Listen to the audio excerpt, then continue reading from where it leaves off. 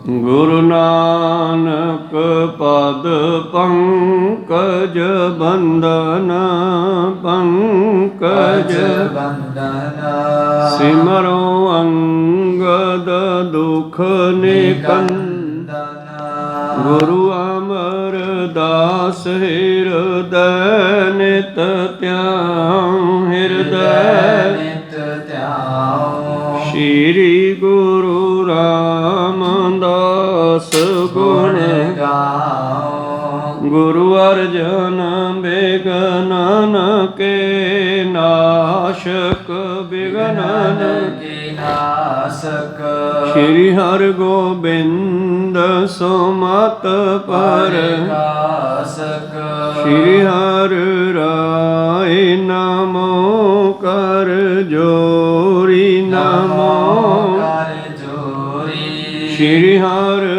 ਕ੍ਰਿਸ਼ਨ ਮਨਾਉ ਬਹੋਰੀ ਗੁਰੂ ਤੇਗ ਬਹਾਦਰ ਪਰਮ ਕਿਰਪਾਲਾ ਪਰਮ ਕਿਰਪਾਲਾ ਸ਼੍ਰੀ ਗੁਰੂ ਗੋਬਿੰਦ ਸਿੰਘ ਵਿਸਾਲਾ ਤਰੋ ਤਰਾ ਪਰ ਪੁਨ ਪੁਨ ਸੀਸਾ ਪੁਨ ਪੁਨ ਸੀਸਾ ਮੰਦੋਂ ਬਾਰ ਬਾਰ ਜਗਦੀਸਾ ਏਕ ਓੰਕਾਰ ਸਤਿਗੁਰੂ ਤੇ ਪ੍ਰਸਾਦ ਸਚ ਹੋਏ ਵਾਹਿਗੁਰੂ ਜੀ ਕੀ ਫਤਿਹ ਵਿਘਨ ਹੈ ਵਿਨਾਸ਼ਨ ਸੋਏ ਵਾਹਿਗੁਰੂ ਜੀ ਕੀ ਫਤਿਹ ਵਿਘਨ ਹੈ ਵਿਨਾਸ਼ਨ ਸੋਏ ਦੋਹਰਾ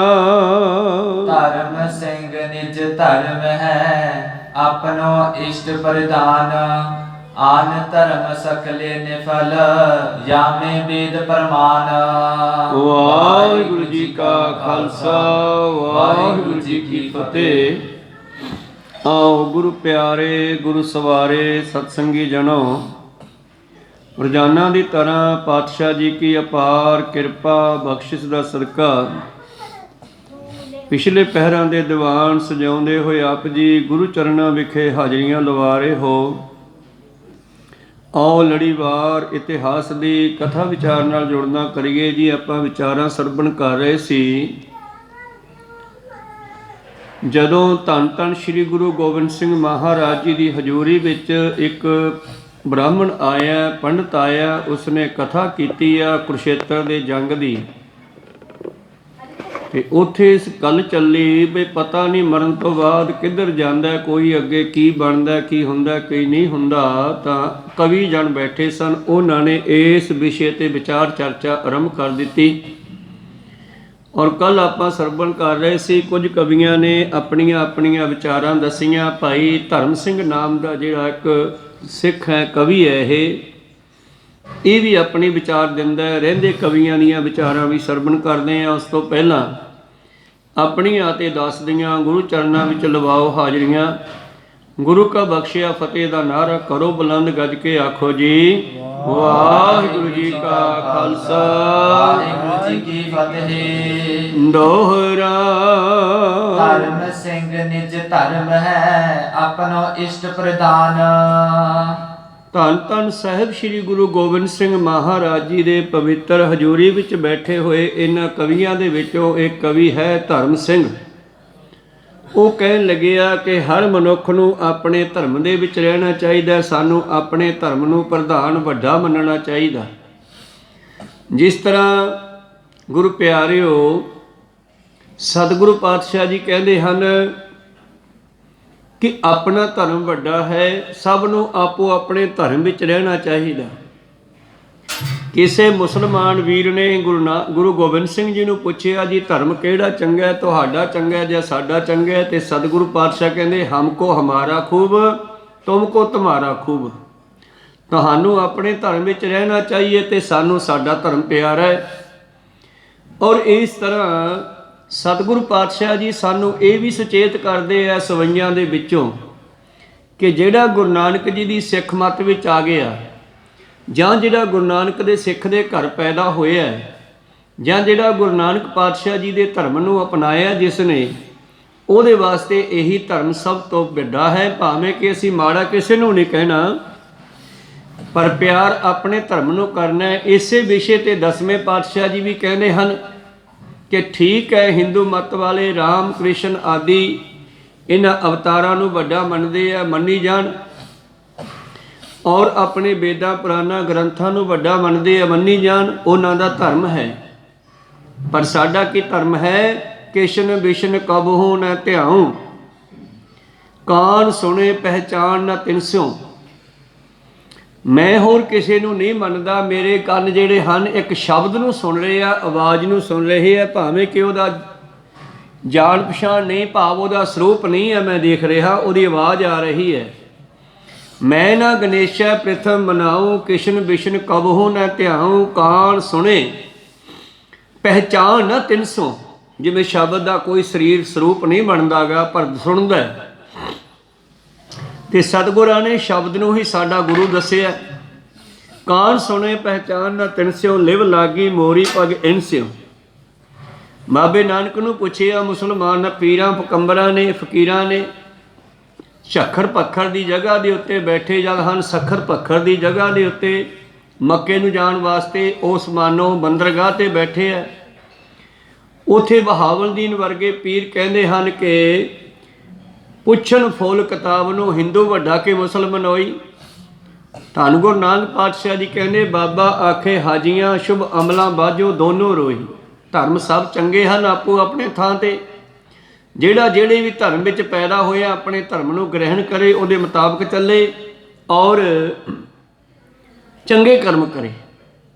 ਤੇ ਇਹ ਧਰਮ ਸਿੰਘ ਨੇ ਕਿਹਾ ਕਿ ਸਭ ਨੂੰ ਆਪਣੇ ਧਰਮ ਨੂੰ ਵੱਡਾ ਸਮਝਣਾ ਚਾਹੀਦਾ। ਇਹਨਾਂ ਦਾ ਜਿਹੜਾ ਹੈ ਉਦਾਹਰਨ ਵੇਦਾਂ ਪੁਰਾਣਾ ਗ੍ਰੰਥਾਂ ਵਿੱਚੋਂ ਵੀ ਮਿਲਦੇ ਹੈ। ਆਨ ਧਰਮ ਸਕਲੇ ਨੇ ਫਲ, ਜਾਮੇ ਵੇਦ ਪ੍ਰਮਾਨ। ਭਾਈ ਸਾਹਿਬ ਭਾਈ ਧਰਮ ਸਿੰਘ ਜੀ ਕਹਿੰਦੇ, ਸਾਡੇ ਵਾਸਤੇ ਹੋਰ ਜਿਤਨੇ ਵੀ ਵੇਦਾਂ ਗ੍ਰੰਥਾਂ ਦੀਆਂ ਕਥਾ ਵਾਰਤਾ ਹਨ, ਉਹ ਸਭ ਨਿਰਫਲ ਹਨ। ਸਾਨੂੰ ਸਾਡੇ ਗੁਰੂ ਤੇ ਭਰੋਸਾ ਹੋਣਾ ਚਾਹੀਦਾ ਹੈ, ਗੁਰਬਾਣੀ ਤੇ ਭਰੋਸਾ ਰੱਖਣਾ ਚਾਹੀਏ ਜੀ। ਤਿਆਗ ਮੂਲ ਹੈ ਧਿਆਨ ਸਿੰਘ, ਵਿਖੇ ਭੋਗ ਤੇ ਦੂਰ। ਭਾਈ ਧਿਆਨ ਸਿੰਘ ਕਹਿਣ ਲੱਗੇ ਆ, ਸਾਨੂੰ ਜਿਹੜਾ ਹੈ ਵਿਸ਼ੇ ਵਿਕਾਰਾਂ ਦਾ ਤਿਆਗ ਕਰਨਾ ਚਾਹੀਦਾ ਹੈ। ਅਸਲ ਦੇ ਵਿੱਚ ਇਹੋ ਹੀ ਜਿਹੜੇ ਵਿਸ਼ੇ ਵਿਕਾਰ ਇਹ ਫਸਾਉਂਦੇ ਹਨ, ਤੇ ਤਿਆਗ ਜਿਹੜਾ ਹੈ ਸਾਨੂੰ ਜੰਮਣ ਮਰਨ ਤੋਂ ਬਚਾਉਂਦਾ ਹੈ। ਤਾਂ ਤੇ ਵਿਸ਼ੇ ਵਿਕਾਰਾਂ ਤੋਂ ਦੂਰ ਰਚਣਾ ਚਾਹੀਏ, ਇਹਨਾਂ ਦਾ ਤਿਆਗ ਕਰਨਾ ਚਾਹੀਏ ਜੀ। ਧਿਆਨ ਧਰੇ ਧਰਮ ਧਨ, ਸਤਿਗੁਰ ਪਦ ਕੀ ਧੂਰ। ਇਹੋ ਹੀ ਵੱਡਾ ਧਨ ਹੈ ਸਾਡੇ ਵਾਸਤੇ, ਗੁਰੂ ਦੇ ਚਰਨਾਂ ਦਾ ਧਿਆਨ ਧਰਨਾ। ਮਾਲਾ ਸਤਿਗੁਰ ਜਪ ਕੀ, ਮਾਲਾ ਸਿੰਘ ਕੀ ਜਾਨ। ਭਾਈ ਮਾਲਾ ਸਿੰਘ ਜਿਹੜਾ ਇੱਕ ਹੋਰ ਕਵੀ ਹੈ, ਇਹ ਕਹਿੰਦੇ ਗੁਰੂ ਦੇ ਬਖਸ਼ੇ ਮੰਤਰ ਦਾ ਜਾਪ ਕਰਨਾ ਇਹੋ ਹੀ ਸਭ ਤੋਂ ਉੱਤਮ ਹੈ। ਜਾਤੇ ਕੋ ਅਭਿਆਸ ਹੈ, ਚਤੁਰ ਵਰਗ ਕੋ ਸਾਨ। ਕਹਿਣ ਲੱਗੇ ਇਹ ਜਿਹੜਾ ਸ਼ਬਦ ਦਾ ਅਭਿਆਸ ਹੈ ਨਾ, ਇਹ ਚਾਰਾਂ ਵਰਗਾਂ ਤੋਂ ਉੱਤੇ ਹੈ। ਚਾਰੇ ਪਦਾਰਥਾਂ ਦੀ ਦਾਤਾਂ ਦੇਣ ਵਾਲਾ ਹੈ। ਉਹਨੇ ਚਾਰੇ ਪਦਾਰਥ ਸਮਝ ਲਓ ਪ੍ਰਾਪਤ ਕਰ ਲਏ। ਉਹਨਾਂ ਨੇ ਆਪਣਾ ਧਰਮ ਅਰਥ ਮੋਖ ਇਹਨਾਂ ਚਾਰਾਂ ਨੂੰ ਸਿੱਧ ਕਰ ਲਿਆ, ਜਿਨ੍ਹਾਂ ਨੇ ਗੁਰੂ ਦੇ ਨਾਮ ਦੀ ਮਾਲਾ ਫੇਰ ਲਈ। ਤੋ ਆਪਾਂ ਇਸ ਵਿਸ਼ੇ ਤੇ ਇੱਕ ਸ਼ਬਦ ਸਾਂਝਾ ਕਰਦੇ ਹਾਂ। ਸ੍ਰੀ ਰਾਗ ਮਹੱਲਾ ਪੰਜਵਾਂ। ਸਤਿਗੁਰੂ ਪਾਤਸ਼ਾਹ ਲਿਖਦੇ ਹਨ, ਜਾ ਕੋ ਮੁਸ਼ਕਲ ਅਤ ਬਣੇ ਢੋਈ, ਕੋਈ ਨਾ ਦੇ ਲਾਗੂ ਹੋਏ ਦੁਸ਼ਮਨਾ, ਸਾਖ ਵੀ ਭੱਜ ਖੱਲੇ, ਸਭੋ ਭੱਜੇ ਆਸਰਾ ਚੁੱਕਿਆ ਸਭ ਅਸਰਾਓ।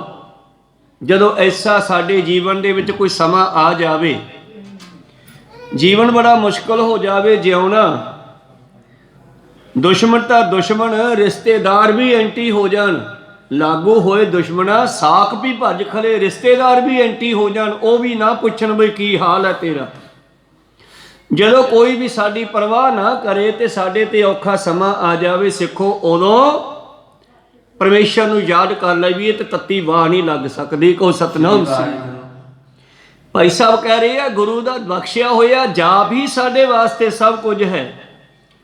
ਸਹਿਬ ਨਿਤਾਣਿਆਂ ਦਾ ਤਾਣ, ਆਏ ਨਾ ਜਾਈ ਥਿਰ ਸਦਾ, ਗੁਰ ਸ਼ਬਦੀ ਸੱਚ ਜਾਣ, ਗੁਰਬਾਣੀ ਰਾਹੀਂ ਜਾਣਨਾ ਕਰੋ। ਪਰਮੇਸ਼ਰ ਸਦਾ ਰਹਿਣ ਵਾਲਾ ਹੈ, ਜਿਸ ਦਾ ਕੋਈ ਨਹੀਂ ਉਹਦਾ ਪਰਮੇਸ਼ਰ ਬਣ ਜਾਂਦਾ, ਪਰ ਸ਼ਰਤ ਹੈ ਕਿ ਉਹਨੂੰ ਮੌਕੇ ਤੇ ਯਾਦ ਕੀਤਾ ਜਾਵੇ।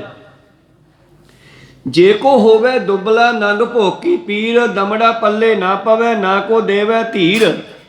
ਸਵਾਰਥ ਸੁਭਾਵ ਨਾ ਕੋ ਕਰੇ ਨਾ ਕਿਛ ਹੋਵੇ ਕਾਜ। ਘਰ ਦੇ ਵਿੱਚ ਭੁੱਖ ਨੰਗ ਆ ਜਾਵੇ, ਚਾਰ ਪੈਸੇ ਨਾ ਘਰੇ ਆਉਣ, ਕੋਈ ਦੁਨੀਆ ਵੀ ਉਸ ਦਾ ਕੰਮ ਨਾ ਸਾਰੇ, ਤੇ ਜੇ ਉਸ ਵੇਲੇ ਉਹ ਪਰਮੇਸ਼ਰ ਨੂੰ ਯਾਦ ਕਰ ਲਵੇ ਤਾਂ ਉਹਦੇ ਸਾਰੇ ਕਾਰਜ ਸਿੱਧ ਕਰ ਸਕਦਾ ਹੈ। ਕੋ ਸਤਨਾਮ ਤਾਂ ਤੇ ਸਤਿਗੁਰ ਦਾ ਬਖਸ਼ਿਆ ਮੰਤਰ ਹੀ ਸਾਡੇ ਵਾਸਤੇ ਸ਼੍ਰੋਮਣੀ ਹੈ। ਜੇ ਕੋਈ ਗੁਰ ਦੇ ਬਖਸ਼ੇ ਜਾਪ ਦਾ ਮੰਤਰ ਕਰੇ, ਮੰਤਰ ਦਾ ਜਾਪ ਕਰੇ, ਤੇ ਉਹਦੇ ਸਾਰੇ ਜਿਹੜੇ ਹਨ ਕਾਰਜ ਰਾਸ ਹੋ ਸਕਦੇ ਹਨ। ਅੱਗੇ ਪਾਤਸ਼ਾਹ ਲਿਖਦੇ ਹਨ, ਜਾ ਕੋ ਚਿੰਤਾ ਬਹੁਤ ਬਹੁ ਦੇਹੀ ਵਿਆਪੈ ਰੋਗ। ਗ੍ਰਸਤ ਕੁਟੰਬ ਲੇਟਿਆ ਕਦੇ ਹਰ ਕਦੇ ਸੋਗ। ਕਦੇ ਸੁਖੀ ਕਦੇ ਦੁਖੀ, ਗੌਣ ਕਰੇ ਚੌ ਕੁੰਟਕਾ। ਘੜੀ ਨਾ ਬੈਸਣ ਸੋਏ, ਚਿੱਤ ਆਵੇ ਉਸ ਪਾਰ ਬ੍ਰਹਮ। ਤਨ ਮਨ ਸ਼ੀਤਲ ਹੋਏ, ਸ਼ਾਂਤੀ ਨਾ ਆਦੀ ਹੋਵੇ ਤੇ ਪਰਮੇਸ਼ਰ ਨੂੰ ਯਾਦ ਕਰੇ ਗੁਰੂ ਦੇ ਦੱਸੇ ਮੁਤਾਬਕ, ਤਾਂ ਉਸ ਦਾ ਵੀ ਉਧਾਰ ਹੋ ਸਕਦਾ ਹੈ। ਪਿੱਛੇ ਆਪਾਂ ਪੜ੍ਹਿਆ ਸੀਗਾ ਬਈ ਜਦੋਂ ਮਨੁੱਖ ਦੇ ਮਾੜੇ ਕਰਮ ਕੀਤੇ ਹੋਣ, ਚਰਚਾ ਇਸੇ ਵਿਸ਼ੇ ਤੇ ਚੱਲੀ ਸੀ ਕਿ ਕਰਮਾਂ ਦਾ ਬੱਧਾ ਆਪਣੇ ਫਲਾਂ ਨੂੰ ਭੋਗਣ ਵਾਸਤੇ ਜੰਮਦਾ ਮਰਦਾ ਰਹਿੰਦਾ ਹੈ। ਪਰ ਪੰਜਵੇਂ ਪਾਤਸ਼ਾਹ ਬੜੀ ਸੋਹਣੀ ਸਲਾਹ ਦਿੰਦੇ ਨੇ, ਚਾਰੇ ਕਿਲ ਵਿਖੋਣਾ ਅਗ ਕੀਏ ਹੋਆ ਅਸਰ ਸੁੰਘਾਰ। ਜੇ ਚਾਰੇ ਤਰ੍ਹਾਂ ਦੇ ਪਾਪ ਕੀਤੇ ਹੋਣ, ਬ੍ਰਾਹਮਣ, ਕੈਲੀ, ਘਾਤ, ਕੰਜਕਾਂ, ਅਣਚਾਰੀ ਕਾ ਧਾਨ, ਇਹ ਵੱਡੇ ਚਾਰ ਪਾਪ ਹੈ। ਬ੍ਰਾਹਮਣ ਦੀ ਹੱਤਿਆ ਭਾਵ ਬ੍ਰਹਮ ਦੀ ਹੱਤਿਆ ਭਾਵ ਜੀਵਾਂ ਦੀ ਹੱਤਿਆ ਕਰਨੀ, ਗਊ ਗਰੀਬ ਨੂੰ ਮਾਰਨਾ, ਘਾਤ ਕੰਜਕਾਂ ਲੜਕੀਆਂ ਮਾਰੀਆਂ, ਇਹ ਬਹੁਤ ਵੱਡਾ ਪਾਪ ਹੈ। ਜਿਸ ਤਰ੍ਹਾਂ ਅੱਜ ਦੁਨੀਆ ਮੁੰਡੇ ਦੀ ਆਸ ਵਿੱਚ ਕਈ ਬੱਚੀਆਂ ਦਾ ਕਤਲ ਕਰ ਦਿੰਦੀ ਹੈ ਜਨਮ ਤੋਂ ਪਹਿਲਾਂ ਹੀ, ਇਹ ਬਹੁਤ ਵੱਡਾ ਪਾਪ ਹੈ, ਲੈਂਦਾ ਨਹੀਂ ਗਾ। ਬ੍ਰਾਹਮਣ, ਕੈਲੀ, ਘਾਤ ਕੰਜਕਾਂ, ਅਣਚਾਰੀ ਕਾ ਥਾਨ, ਉਹਦੇ ਘਰ ਦਾ ਖਾਣਾ ਜਿਹਦਾ ਕੋਈ ਗੁਰਪੀਰ ਨਹੀਂ ਹੈਗਾ, ਨਿਗੁਰੇ ਦੇ ਘਰ ਦਾ ਖਾਣਾ, ਇਹ ਵੀ ਸਾਡੇ ਆਤਮੇ ਦੇ ਉੱਤੇ ਭਜਨ ਬੰਦਗੀ ਤੇ ਅਸਰ ਪਾਉਂਦਾ। ਕਹੋ ਸਤਨਾਮ। ਤੇ ਉਹਦਾ ਹਾਲ ਕੀ ਹੁੰਦਾ? ਫਿਟਕ ਫਿਟਕਾ ਕੋੜ ਬੱਦੀਆਂ, ਸਦਾ ਸਦਾ ਅਵਮਾਨ, ਉਹਨੂੰ ਫਿਟਕਾਰਾਂ ਪੈਂਦੀਆਂ, ਉਹਨੂੰ ਕੋੜ ਹੋ ਜਾਂਦਾ, ਉਹਨੂੰ ਕਿਤੇ ਵਡਿਆਈ ਨਹੀਂ ਮਿਲਦੀ। ਬੱਦੀਆਂ ਭਾਵ ਉਸ ਨੂੰ ਲੋਕ ਧਰਕਾਰਾਂ ਪਾਉਂਦੇ ਨੇ। ਤਾਂ ਪਰ ਸਤਿਗੁਰੂ ਪਾਤਸ਼ਾਹ ਜੀ ਇਸ ਵਿਸ਼ੇ ਤੇ ਕਹਿੰਦੇ, ਜੇ ਉਸਨੇ ਚਾਰੇ ਤਰ੍ਹਾਂ ਦੇ ਪਾਪ ਵੀ ਕੀਤੇ ਹੋਣ ਔਰ ਦੈਂਤ ਵਿਰਤੀ ਵਰਗਾ ਹੋ ਗਿਆ ਹੋਵੇ, ਭਾਵੇਂ ਉਸਨੇ ਪੋਥੀ ਗੀਤ ਕਵਿਤ ਕਿਛ ਕਦੇ ਨਾ ਕਰਨ ਧਰਿਆ, ਧਾਰਮਿਕ ਸਥਾਨ ਦੇ ਕੋਲ ਦੀ ਵੀ ਨਾ ਲੰਘਿਆ ਹੋਵੇ, ਭਾਵੇਂ ਕੰਨ ਵਿੱਚ ਉਹਦੇ ਹਜੇ ਬਾਣੀ ਨਾ ਪਈ ਹੋਵੇ, ਪਰ ਜੇ ਕਿਤੇ ਉਸ ਵੇਲੇ ਵੀ ਪਰਮੇਸ਼ਰ ਨੂੰ ਯਾਦ ਕਰ ਲਵੇ ਨਾ, ਜਿਸ ਤਰ੍ਹਾਂ ਵਾਹਿਗੁਰੂ ਮੰਤਰ ਹੈ, ਪਰਮੇਸ਼ਰ ਦਾ ਨਾਮ ਹੈ, ਚਿੱਤ ਆਵੇ ਉਸ ਪਾਰ ਬ੍ਰਹਮ ਤਾਂ ਨਿਮਕ ਸਿਮਰ ਤਰਿਆ। ਜਾਂ ਤੇ ਅਭਿਆਸ ਕੋ ਚਤਰ ਬਰ ਕੋ ਸਾਣ, ਇਹ ਗੁਰੂ ਦੇ ਬਖਸ਼ੇ ਮੰਤਰ ਦਾ ਜਿਹੜਾ ਜਾਪ ਹੈ, ਉਹ ਇੰਨੀ ਗੁਰੂ ਪਿਆਰਿਓ ਮਹਿਮਾ ਸਤਿਗੁਰੂ ਪਾਤਸ਼ਾਹ ਦੱਸਣੀ ਕਰਦੇ ਹਨ। ਪਰ ਜੇ ਕਿਸੇ ਨੇ ਸਾਰਾ ਕੁਝ ਕੀਤਾ ਹੋਵੇ ਪਰ ਪਰਮੇਸ਼ਰ ਨੂੰ ਯਾਦ ਨਾ ਕਰੇ, ਸ਼ਾਸਤਰ ਸਿਮਰਤ ਵੇਦ ਚਾਰ ਮੁਖਾਗਰ ਵਿਚਰੇ, ਤਪੇ ਤਪੀਸਰ ਜੋਗੀਆਂ ਤੀਰਥ ਗਵਨ ਕਰੇ, ਗ੍ਰੰਥਾਂ ਵੇਦਾਂ ਨੂੰ ਪੜ੍ਹਦਾ ਹੋਵੇ, ਤਪਸਵੀ ਹੋਵੇ, ਤਪ ਕਰਦਾ ਹੋਵੇ, ਜੋਗੀ ਬਣਿਆ ਹੋਵੇ, ਤੀਰਥਾਂ ਦੇ ਤੁਰਿਆ ਫਿਰਦਾ ਹੋਵੇ, 6 ਕਰਮ ਤਾਂ ਕੀ ਭਾਵੇਂ 12 ਕਰਦਾ ਹੋਵੇ, ਅਨੇਕਾਂ ਤਰ੍ਹਾਂ ਦੀਆਂ ਕਰਮਕਾਂਡ ਪੂਜਾ ਅਰਚਨਾ ਕਰਦਾ ਹੋਵੇ, ਪਰ ਜੇ ਪਰਮੇਸ਼ਰ ਨਾਲ ਨਹੀਂ ਜੁੜਿਆ, ਰੰਗ ਨਾ ਲੱਗੀ ਪਾਰ ਬ੍ਰਹਮ, ਤਾਂ ਸਰ ਪਰ ਨਰਕੇ ਜਾਏ, ਉਹ ਸਿੱਧਾ ਨਰਕਾਂ ਨੂੰ ਜਾਊਗਾ। ਜੇ ਪਰਮੇਸ਼ਰ ਨਾਲ ਜੁੜਿਆ ਨਹੀਂਗਾ, ਬਾਹਰੀ ਤੌਰ ਤੇ ਵਿਖਾਵੇ ਤੌਰ ਤੇ ਕਰਮਕਾਂਡ ਪਖੰਡ ਬਹੁਤ ਕਰਦਾ। ਮੇਰੇ ਪ੍ਰੀਤਮ ਜੀ ਕਹਿੰਦੇ ਹਨ, ਭਾਈ ਮਹਿਲਾ ਸਿੰਘ ਜੀ ਕਹਿੰਦੇ, ਗੁਰੂ ਦੇ ਬਖਸ਼ੇ ਮੰਤਰ ਦੀ ਮਾਲਾ ਫੇਰਨਾ ਹੀ ਸਭ ਤੋਂ ਵੱਡਾ ਕਰਮ ਹੈ। ਧਿਆਨ ਮੂਲ ਹੈ ਧਿਆਨ ਸਿੰਘ, ਵਿਖੇ ਭੋਗ ਤੇ ਦੂਰ। ਇਸ ਤਰ੍ਹਾਂ ਭਾਈ ਮਹਿਲਾ ਸਿੰਘ ਜੀ ਕਹਿੰਦੇ ਹਨ ਕਿ ਪਰਮੇਸ਼ਰ ਦੇ ਨਾਮ ਦੀ ਮਾਲਾ ਫੇਰਨਾ ਹੀ ਸਭ ਤੋਂ ਵੱਡਾ ਹੈ। ਔਰ ਗੁਰੂ ਦਾ ਬਖਸ਼ਿਆ ਜਿਹੜਾ ਮੰਤਰ ਹੈ, ਗੁਰੂ ਦੇ ਚਰਨਾਂ ਦਾ ਧਿਆਨ ਧਰ ਕੇ ਉਹਨੂੰ ਜਪਣਾ ਚਾਹੀਏ ਜੀ। ਜਾਤੇ ਕੋ ਅਭਿਆਸ ਹੈ ਚਤੁਰ ਵਰਗ ਕੋ ਸਾਨ। ਬਸ ਇਹੋ ਹੀ ਚਾਰਾਂ ਵਰਗਾਂ ਦੇ ਵਾਸਤੇ, ਸਾਰੇ ਜੀਵਾਂ ਦੇ ਵਾਸਤੇ ਮਾਨੋ ਸਰੈਣ ਦੀ ਤਰ੍ਹਾਂ, ਕਲਿਆਣ ਦੀ ਤਰ੍ਹਾਂ ਹੈ। ਅਨਹਦ ਸਾਧਨ ਜੋਗ ਕੋ ਸਮਤ ਧਿਆਨ ਇੱਕ ਆਂਕ। ਔਰ ਇਸ ਤਰ੍ਹਾਂ ਅਤੇ ਇਸ ਰਸ ਵਿੱਚ ਜੁੜੇ ਰਹਿਣ ਦਾ ਇਹੋ ਸਾਧਨ ਹੈ, ਇਹੋ ਧਿਆਨ ਹੈ ਜੋ ਹਿਰਦੇ ਵਿੱਚ ਸਮਤਵ ਤੁਲਵੀ ਭਾਵ ਸਾਰਿਆਂ ਲਈ ਬਰਾਬਰ ਅਵਸਥਾ ਬਣ ਜਾਣੀ। ਨਾ ਕਾਹੂ ਸੇ ਦੋਸਤੀ ਨਾ ਕਾਹੂ ਸੇ ਬੈਰ, ਨਾ ਕੋ ਬੈਰੀ ਨਹੀਂ ਬਿਗਾਨਾ, ਸਗਲ ਸੰਗ ਹਮਕੋ ਬਣੇ ਆਈ। ਇਹ ਕੰਮ ਕਰਦਿਆਂ ਕਰਦਿਆਂ ਭਾਈ ਕਨ੍ਹਈਆ ਜੀ ਦੀ ਅਵਸਥਾ ਵਿੱਚ ਜਾਣਾ ਕਰਦਾ ਹੈ। ਸੁਨ ਸਬਾਦੇ ਸਬਨ ਕੋ ਸਤਿਗੁਰੂ ਉਚਰੇ ਬਾਕ। ਔਰ ਧੰਨ ਗੁਰੂ ਗੋਬਿੰਦ ਸਿੰਘ ਜੀ ਨੇ ਵੀ ਸਾਹਮਣੇ ਬੈਠ ਕੇ ਇਹਨਾਂ ਸਾਰਿਆਂ ਦੇ ਵਿਚਾਰ ਸੁਣੇ। ਔਰ ਸੁਣਨ ਤੋਂ ਬਾਅਦ ਗੁਰੂ ਗੋਬਿੰਦ ਸਿੰਘ ਜੀ ਕੀ ਕਹਿੰਦੇ ਹਨ? ਤੀਨ ਪੁਰਖ ਅਰ ਬੇਦ ਬਾਕ, ਚੌਥੇ ਨਹਿ ਅਧਿਕਾਰ। ਤਿੰਨਾਂ ਪੁਰਖਾਂ ਉੱਪਰ ਵੇਦਾਂ ਦਾ ਵਾਕ ਤੁਰਦਾ ਹੈ, ਚੌਥੀ ਉੱਪਰ ਵੇਦਾਂ ਦਾ ਵਚਨ ਜਿਹੜਾ ਹੈ ਇਹ ਨਹੀਂ ਚੱਲਦਾ ਜੀ। ਮੁਕਤ ਮੁਖੋ ਵੇਖੇ ਕੋ ਪਾਮਰ ਚੌਥੇ ਧਾਰ। ਕਹਿਣ ਲੱਗੇ ਉਹ ਤਿੰਨ ਹਨ ਜਗਿਆਸੂ, ਉਹਦੇ ਉੱਤੇ ਸ਼ਬਦ ਦਾ ਅਸਰ ਹੁੰਦਾ ਜੋ ਜਗਿਆਸੂ ਹੈ, ਭਾਵ ਜਿਹਦੇ ਅੰਦਰ ਮਿਲਣ ਦੀ ਜਗਿਆਸਾ ਹੈ। ਜਗਿਆਸੂ ਵਿਸ਼ਈ ਤੇ ਪਾਮਰ ਇਹਨਾਂ ਵਿੱਚੋਂ ਮੁਕਤ ਉਭੈ ਇਹ ਹੁੰਦੇ ਹਨ ਅਤੇ ਵੇਦ ਵਾਕ ਨਹੀਂ ਤੁਰਦਾ, ਇਹਨਾਂ ਦੇ ਉੱਤੇ ਜਿਹੜਾ ਹੈ ਵੇਦਾਂ ਦਾ ਸ਼ਬਦ ਨਹੀਂ ਚੱਲਦਾ। ਜਗਿਆਸੂ ਨੂੰ ਛੱਡ ਕੇ ਬਾਕੀ ਤਿੰਨਾਂ ਤੇ ਸ਼ਬਦ ਕੰਮ ਨਹੀਂ ਕਰਦਾ, ਕਿਉਂਕਿ ਉਹਨਾਂ ਦੇ ਅੰਦਰ ਜਿਹੜਾ ਹੈ ਮਿਲਣ ਦੀ ਇੱਛਾ ਨਹੀਂ। ਨਿਜ ਸਰੂਪ ਕੋ ਸਮਝ ਕੇ ਮੁਕਤੀ ਛੁਟਕਾ ਆਨ।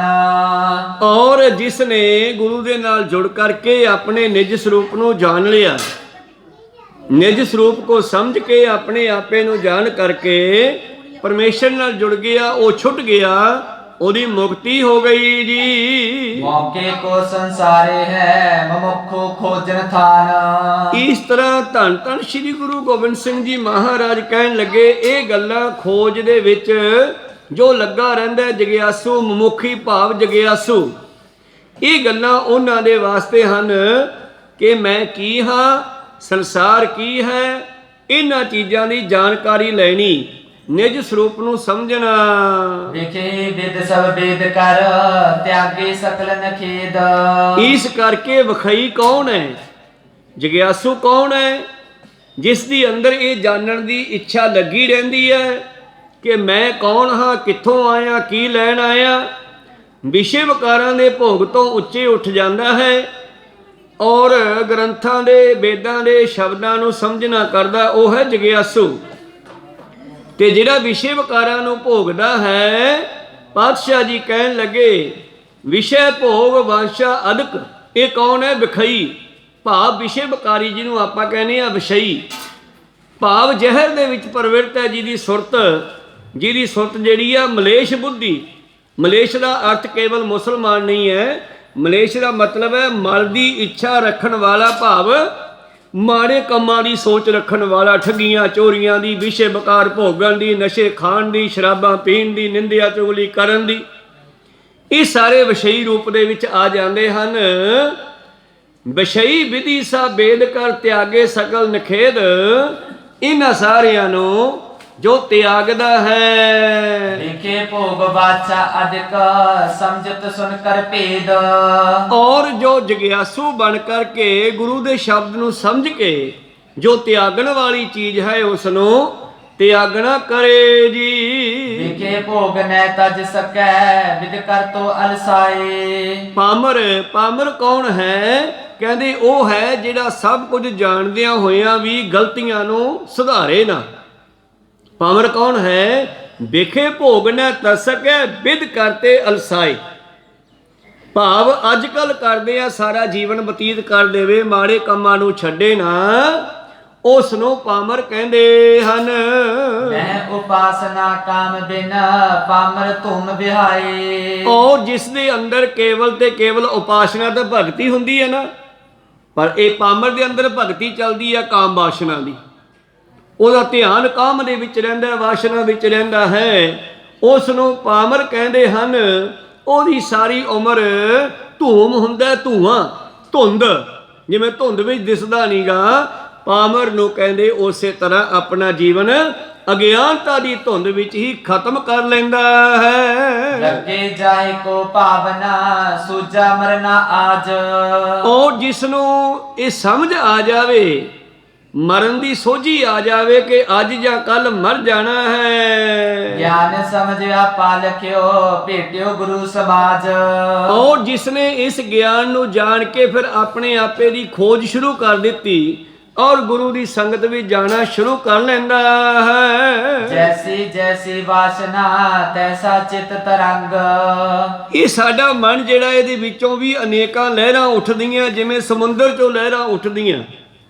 ਜਿਹੋ ਜੀ ਕਿਸੇ ਦੇ ਅੰਦਰ ਵਾਸ਼ਨਾ ਹੁੰਦੀ ਹੈ, ਉਹੇ ਜੀਆਂ ਹੀ ਲਹਿਰਾਂ ਉਹਦੇ ਅੰਦਰ ਉੱਠਦੀਆਂ ਹਨ। ਜਾਤੇ ਸਕਲੇ ਸੁਖੀ ਹੈ ਵਿਖੇ ਬ੍ਰਹਮ ਕੋ ਰੰਗ। ਪਰ ਉਹ ਸੁਖੀ ਵਸਦੇ ਆ ਜਿਨ੍ਹਾਂ ਦੇ ਅੰਦਰ ਪਰਮੇਸ਼ਰ ਨੂੰ ਪਾਉਣ ਦੀ ਇੱਛਾ ਪੈਦਾ ਹੁੰਦੀ ਹੈ, ਜਿਨ੍ਹਾਂ ਦੇ ਅੰਦਰ ਪਰਮੇਸ਼ਰ ਦੇ ਪਿਆਰ ਦੀਆਂ ਲਹਿਰਾਂ ਉੱਠਦੀਆਂ। ਅਸੁਣ ਪ੍ਰੇਮੀ ਉਮਾਹੜਾ ਕਿਉਂ ਮਿਲੀਐ ਹਰ ਜਾਏ।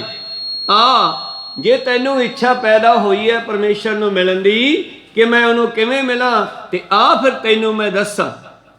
ਸੁਣ ਪ੍ਰੇਮੀ ਉਮਾਹੜਾ ਕਿਉਂ ਮਿਲੀਐ ਹਰ ਜਾਏ। ਪ੍ਰਸ਼ਨ ਹੈ ਕਿ ਅੱਗੇ ਸਿੱਖ ਕਹਿੰਦਾ ਹਾਂ ਜੀ ਮਿਲਣਾ ਤਾਂ ਚਾਹੁੰਦਾ ਹਾਂ, ਫਿਰ ਇਉਂ ਕਰ ਸੰਤ ਸਹਾਈ ਪ੍ਰੇਮ ਕੇ ਹਉ ਤਿਨਕੇ ਲਾਗਾ ਪਾਏ। ਜਾਂ ਰੱਬ ਦੇ ਪਿਆਰਿਆਂ ਦੀ ਸੰਗਤ ਕਰ, ਤੈਨੂੰ ਉਹੋ ਹੀ ਮਿਲਣ ਦੀ ਜੁਗਤੀ ਦੱਸਣਗੇ। ਇਹ ਸਲਾਹ ਕੌਣ ਦਿੰਦੇ ਨੇ? ਗੁਰੂ ਗ੍ਰੰਥ ਸਾਹਿਬ ਜੀ ਮਹਾਰਾਜ ਸਾਨੂੰ ਸਾਰਿਆਂ ਨੂੰ। ਤਾਂ ਇਸ ਤਰ੍ਹਾਂ ਜਿਨ੍ਹਾਂ ਨੂੰ ਇਹ ਸਮਝ ਆ ਗਈ ਕਿ ਅੱਜ ਸਵੇਰ ਸਾਡੀ ਮੌਤ ਹੈ, ਤੇ ਮੌਤ ਤੋਂ ਡਰਦਾ ਹੋਇਆ ਤੁਰੰਤ ਜਿਹੜਾ ਗੁਰੂ ਦੇ ਚਰਨਾਂ ਵਿੱਚ ਆ ਕੇ ਆਪਣੇ ਆਪੇ ਦੀ ਖੋਜ ਕਰਕੇ ਉਸ ਪਾਸੇ ਲੱਗ ਜਾਂਦਾ ਹੈ, ਉਹ ਹਮੇਸ਼ਾ ਸੁਖੀ ਵਸਦਾ ਹੈ। ਪੂਰਨ ਗੁਰ ਤੇ ਪੂਰਨਾ ਪੂਰਨ ਕਟੇ ਨ ਅੰਗ।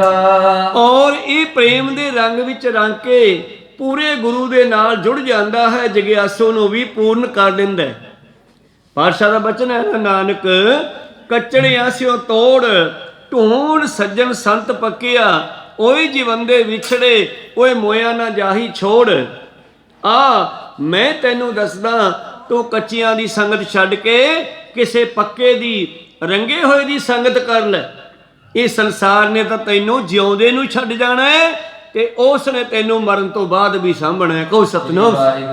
ਉਹਨੇ ਮਰਨ ਤੋਂ ਬਾਅਦ ਵੀ ਤੈਨੂੰ ਛੱਡਣਾ ਨਹੀਂ, ਮਰਨ ਤੋਂ ਬਾਅਦ ਵੀ ਤੇਰੀ ਰੱਖਿਆ ਕਰਨੀ ਹੈ। ਇਸ ਕਰਕੇ ਪੂਰਨ ਕਬੂ ਨਾ ਡੋਲਤਾ ਪੂਰਾ ਕੀਆ ਪ੍ਰਭ ਆਪ।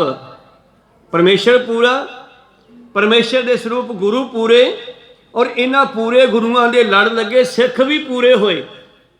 ਜਿਸ ਤਰ੍ਹਾਂ ਭਾਈ ਮਤੀ ਦਾਸ ਆਰੇ ਦੇ ਨਾਲ ਸੀਸ ਚੀਰਿਆ ਗਿਆ ਸਭ ਦੇ ਸਾਹਮਣੇ ਚਾਂਦਨੀ ਚੌਕ ਦੇ ਬਾਜ਼ਾਰ ਵਿੱਚ, ਪਰ ਡੋਲਿਆ ਨਹੀਂ।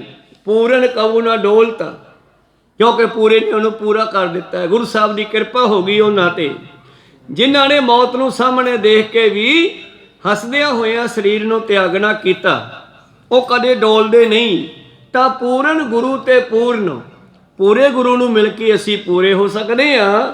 ਪੂਰਨ ਘਟੇ ਨਾ ਅੰਗ, ਜਿਸ ਨੂੰ ਗੁਰੂ ਨੇ ਪੂਰਾ ਕਰ ਦਿੱਤਾ ਉਹ ਕਦੇ ਵੀ ਅਧੂਰਾ ਨਹੀਂ ਹੁੰਦਾ ਜੀ। ਮੁਕਤ ਜੁਗਤ ਬਾਪੁਰੇ ਕਹਾ ਐਸਾ ਗੂੜਾ ਰੰਗ। ਜਿਹੜੀਆਂ ਮੁਕਤੀ ਕਰਨ ਵਾਲੀਆਂ ਜੁਗਤੀਆਂ ਇਹ ਤਾਂ ਪਿੱਛੇ ਹੀ ਰਹਿ ਜਾਂਦੀਆਂ ਹਨ। ਜਦੋਂ ਗੁਰੂ ਦਾ ਗੂੜਾ ਰੰਗ ਚੜ ਜਾਵੇ ਨਾ, ਇਹ ਜੁਗਤੀਆਂ ਤਾਂ ਫਿਰ ਪਿੱਛੇ ਰਹਿ ਜਾਂਦੀਆਂ। ਗੁਰੂ ਉਹਨਾਂ ਨੂੰ ਆਪਣੇ ਘਰੇ ਲੈ ਜਾਂਦਾ ਹੈ, ਆਪਣਾ ਬਣਾ ਲੈਂਦਾ ਹੈ, ਆਪਣੇ ਆਪੇ ਦਾ ਗਿਆਨ ਕਰਵਾ ਦਿੰਦਾ ਹੈ। ਪੂਰਾ ਗੁਰੂ ਇੰਨੀ ਤਾਕਤ ਰੱਖਦਾ ਹੈ। ਭਾਵ ਇਹ ਸਾਰੇ ਕਵੀ ਆਪੋ ਆਪਣੀ ਚਰਚਾ ਦੱਸਦੇ, ਆਪਣੀ ਵਿਚਾਰ ਦੱਸਦੇ ਆ ਵੀ ਮਰਨ ਤੋਂ ਬਾਅਦ ਮਨੁੱਖ ਦਾ ਕੀ ਹੁੰਦਾ ਹੈ। ਉਹਨਾਂ ਸਾਰਿਆਂ ਦੀ ਜੱਜਮੈਂਟ ਪਾਤਸ਼ਾਹ ਨੇ ਪਹਿਲਾਂ ਸੁਣੀ, ਫਿਰ ਪਾਤਸ਼ਾਹ ਹੁਣ ਜੱਜਮੈਂਟ ਦੇ ਰਹੇ ਨੇ। ਕਹਿੰਦੇ ਜਦੋਂ ਪੂਰਾ ਮਿਲ ਜਾਂਦਾ ਹੈ ਫਿਰ ਕੋਈ ਹਿਸਾਬ ਕਿਤਾਬ ਨਹੀਂ ਹੁੰਦਾ। ਧਰਮ ਰਾਏ ਦਰ ਕਾਗਦ ਫਾਰੇ ਜਨ ਨਾਨਕ ਲੇਖਾ ਸਮਝਾ। ਇਹ ਤਾਂ ਨਾਨਕ ਦਾ ਹੈ, ਇਹਨੂੰ ਜਾਣਦੇ ਹੋ ਭਾਈ, ਇਹ ਗੁਰੂ ਨਾਨਕ ਦਾ ਹੋ ਕੇ ਆਇਆ, ਇਹਨੂੰ ਹੁਣ ਅਸੀਂ ਕੋਈ ਹਿਸਾਬ ਕਿਤਾਬ ਨਹੀਂ ਕਰਨਾ। ਇਸ ਕਰਕੇ ਗੁਰੂ ਪਾਤਸ਼ਾਹ ਜੀ ਕਹਿੰਦੇ ਪੂਰੇ ਗੁਰੂ ਦੇ ਲੜ ਲਾ ਕੇ ਇਹ ਮੁਕਤੀ ਆਦਿ ਤਾਂ ਉਰੇ ਦੀ ਗੱਲ ਰਹਿ ਜਾਂਦੀ ਆ। ਜਿਵੇਂ ਸਿੱਖ ਕਹਿੰਦਾ ਹੈ ਰਾਜ ਨਾ ਚਾਹੋ ਮੁਕਤ ਨਾ ਚਾਹੋ, ਮੈਂ ਮੁਕਤ ਵੀ ਨਹੀਂ ਹੋਣਾ ਚਾਹੁੰਦਾ। ਮੁਕਤੀ ਦਾ ਮਤਲਬ ਕੀ ਹੈ? ਜਾ ਐਸ਼ ਕਰ, ਖੁੱਲੀ ਛੁੱਟੀ। ਫਿਰ ਖੁੱਲੀ ਛੁੱਟੀ ਦੇ ਵਿੱਚ ਜਾ ਕੇ ਫਿਰ ਗਲਤੀਆਂ ਕਰੂਗਾ, ਫਿਰ ਬੰਧਨ 'ਚ ਪਊਗਾ। ਕਹੋ ਸਤਿਨਾਮ। ਉਹ ਸੇ ਕਹਿੰਦਾ ਮੈਨੂੰ ਮੁਕਤੀ ਦੀ ਲੋੜ ਨਹੀਂ, ਮੈਨੂੰ ਤੂੰ ਆਪਣੀ ਛਤਰ ਛਾਇਆ ਹੇਠ ਰੱਖ। ਜਿਸ ਤਰ੍ਹਾਂ ਬਿੱਲੀ ਦੀ ਆਉਣ ਤੇ ਮੁਰਗੀ ਆਪਣੇ ਬੱਚਿਆਂ ਨੂੰ ਖੰਭਾਂ ਥੱਲੇ ਲੁਕੋ ਲੈਂਦੀ ਆ। ਕਹੋ ਸਤਿਨਾਮ। ਇਸੇ ਤਰ੍ਹਾਂ ਰਾਜ ਨਾ ਚਾਹੋ ਮੁਕਤ ਨਾ ਚਾਹੋ ਮਨ ਪ੍ਰੀਤ ਚਰਨ ਕਮਲਾਰੇ, ਮੈਨੂੰ ਚਰਨਾਂ ਨਾਲ ਜੋੜ ਕੇ ਰੱਖ। ਇਸ ਕਰਕੇ ਮੁਕਤੀ ਜੁਗਤੀ ਤਾਂ ਬਪਰੀ, ਇਹਨੂੰ ਭਗਤਾਂ ਨੇ ਬਪਰੀ ਕਿਹਾ। ਕਬੀਰ ਸਾਹਿਬ ਜੀ ਕਹਿੰਦੇ ਨਰਕ ਸੁਰਗ ਹਮ ਦੋ ਰਾਦੇ, ਨਰਕਾਂ ਦੇ ਵਿੱਚ ਮੈਂ ਜਾਊਂਗਾ ਨਹੀਂ, ਸਵਰਗਾਂ ਦੀ ਵੀ ਮੈਨੂੰ ਇੱਛਾ ਨਹੀਂ ਹੈ। ਹਮ ਕਾਹੂ ਕੀ ਕਾਨ ਨਾ ਕੱਢਤੇ, ਮੈਨੂੰ ਕਿਸੇ ਦੀ ਮੁਤਾਜਗੀ ਨਹੀਂ ਹੈ। ਮੈਂ ਕਿਸੇ ਦੇ ਕੋਲੋਂ ਜਾ ਕੇ ਜਿਹੜਾ ਹੈ ਇਹ ਨਹੀਂ ਮੰਗਦਾ ਕਿ ਮੈਨੂੰ ਸਵਰਗ ਦਿਓ। ਜਿਸ ਤਰ੍ਹਾਂ ਇੱਕ ਸਾਧ ਇੱਕ ਨਗਰ ਦੇ ਵਿੱਚ ਆਇਆ, ਨਗਰ ਨਿਵਾਸੀ ਬੜੇ ਉਹਦੇ ਕੋਲੇ ਆਏ ਔਰ ਉਸ ਨੇ ਉੱਥੇ ਆ ਕੇ ਇੱਕ ਆਵਾਜ਼ ਦਿੱਤੀ ਕਿ ਜਿਹੜਾ ਮੇਰੇ ਦਰਸ਼ਨ ਕਰ ਲਵੇਗਾ ਉਸ ਨੂੰ ਮੈਂ 2 ਸਾਲਾਂ ਦਾ ਸਵਰਗ ਦੇਵਾਂਗਾ। ਲਾਈ ਲੱਗ ਦੁਨੀਆ ਤੁਰੀ ਜਾਂਦੀ ਹੈ, ਸਾਰੇ ਪਿੰਡ ਵਾਲੇ ਜਾਂਦੇ, ਚਲੋ ਇਹ ਬਾਬੇ ਦਰਸ਼ਨ ਕਰਕੇ 2 ਸਾਲਾਂ ਦਾ ਸਵਰਗ ਮਿਲ ਜੂਗਾ। ਔਰ ਜਾ ਕੇ ਮੁੜੇ ਆਉਂਦੀ ਆ, ਫਿਰ ਪੁੱਛਦਾ ਕਿਸੇ ਨੂੰ ਬਈ ਸਾਰੇ ਪਿੰਡ ਵਾਲੇ ਆ ਗਏ? ਤਾਂ ਕਿਸੇ ਨੇ ਦੱਸਿਆ ਜੀ ਇੱਕ ਮਨੁੱਖ ਨਹੀਂ ਆਇਆ। ਕਹਿੰਦੀ ਉਹ ਕਿਉਂ ਨਹੀਂ ਆਇਆ? ਕਹਿੰਦੀ ਉਹ ਕਹਿੰਦਾ ਮੈਨੂੰ ਲੋੜ ਨਹੀਂ ਇਹਦੇ ਸਵਰਗਾਂ ਦੀ। ਕਹੋ ਸਤਿਨਾਮ। ਕਹਿੰਦੇ ਜਾਓ ਫਿਰ ਉਹਨੂੰ ਕਹਿ ਦਿਓ ਮੇਰੇ ਵੱਲੋਂ ਉਹਨੂੰ ਸਪੈਸ਼ਲ ਮੈਂ 4 ਸਾਲਾਂ ਦਾ ਸਵਰਗ ਦੇਵਾਂਗਾ, ਉਹ ਵੀ ਆ ਜੇ। ਭਾਈ ਸਾਹਿਬ ਫਿਰ ਵੀ ਨਾ ਆਏ। ਜਦੋਂ ਫਿਰ ਵੀ ਨਾ ਆਏ, ਉਹਨੇ 6 ਸਾਲਾਂ ਦਾ ਕਰਤਾ, ਫਿਰ ਵੀ ਨਾ ਆਏ। ਅਖੀਰ ਸਾਲ ਉਹਨੂੰ ਕਹਿਣ ਲੱਗਿਆ ਪਿੰਡ ਵਾਲਿਆਂ ਨੂੰ, ਕਹਿੰਦੇ ਯਾਰ ਮੈਨੂੰ ਦਿਖਾ ਕੇ ਲਿਆਓ ਕਿਹੋ ਜਿਹਾ ਜਿਹੜਾ ਇਹਨਾਂ ਚੀਜ਼ਾਂ ਤੋਂ ਉੱਚਾ ਉੱਠ ਗਿਆ। ਕਹੋ ਸਤਿਨਾਮ। ਤਾਂ ਜਾ ਕੇ ਗੁਰੂ ਪਿਆਰਿਓ ਉਸ ਦਾ ਬਾਰ ਖੜਕਾਇਆ, ਉਹਨੇ ਅੰਦਰੋਂ ਕੁੰਡਾ ਲਾ ਲਿਆ। ਪਤਾ ਲੱਗਿਆ ਵੀ ਸਾਰੇ ਇੱਧਰ ਆਉਣ ਲੱਗਿਆ ਦਰਸ਼ਨ ਦੇਣ ਲਈ, ਉਹਨੇ ਕੁੰਡਾ ਲਾ ਲਿਆ। ਸਾਧ ਨੇ ਜਾ ਕੇ ਬਾਹਰ ਖੜਕਾਇਆ, ਕਹਿੰਦੇ ਬਾਹਰ ਖੋਲ। ਉਹ ਕਹਿੰਦਾ ਜਾ ਬਾਬਾ ਮੈਨੂੰ ਤੇਰੇ ਦਰਸ਼ਨਾਂ ਦੀ ਲੋੜ ਨਹੀਂ ਹੈ। ਉਹ ਜੋਗੀ ਸੀ, ਕਹਿਣ ਲੱਗਿਆ ਮੈਨੂੰ ਤੇਰੇ ਦਰਸ਼ਨਾਂ ਦੀ ਲੋੜ ਨਹੀਂ ਆ। ਉਹ ਸਾਧ ਕਹਿਣ ਲੱਗਿਆ, ਗੁਰਸਿੱਖ ਕਹਿਣ ਲੱਗਿਆ ਜਿਹੜਾ ਅੰਦਰ ਬੈਠਾ ਮੈਨੂੰ ਤੇਰੇ ਦਰਸ਼ਨਾਂ ਦੀ ਲੋੜ ਨਹੀਂ ਹੈ, ਤੂੰ ਚਲੇ ਆ ਜਾ। ਉਹ ਕਹਿਣ ਲੱਗਿਆ ਹੁਣ ਮੈਨੂੰ ਤੇਰੇ ਦਰਸ਼ਨਾਂ ਦੀ ਲੋੜ ਹੈ। ਕਹੋ ਸਤਿਨਾਮ।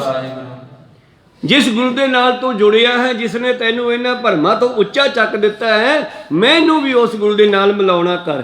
ਚਲੋ ਖੈਰ ਉਸ ਗੁਰਸ ਨੇ ਦਇਆ ਕਰਕੇ ਦਰਸ਼ਨ ਦਿੱਤੇ, ਉਸ ਨੂੰ ਬਾਹਰ ਖੋਲ੍ਹਿਆ, ਗੱਲਬਾਤ ਵੀ ਹੋਈ, ਉਹਨੂੰ ਸਿੱਧੇ ਰਸਤੇ ਵੀ ਪਾਇਆ। ਇਸ ਕਰਕੇ ਜਿਹੜਾ ਗੁਰੂ ਦਾ ਸਿੱਖ ਹੈ ਉਹ ਇਹਨਾਂ ਸਵਰਗਾਂ ਨਰਕਾਂ ਤੋਂ ਵੀ ਉੱਚਾ ਲੰਘ ਜਾਂਦਾ ਹੈ।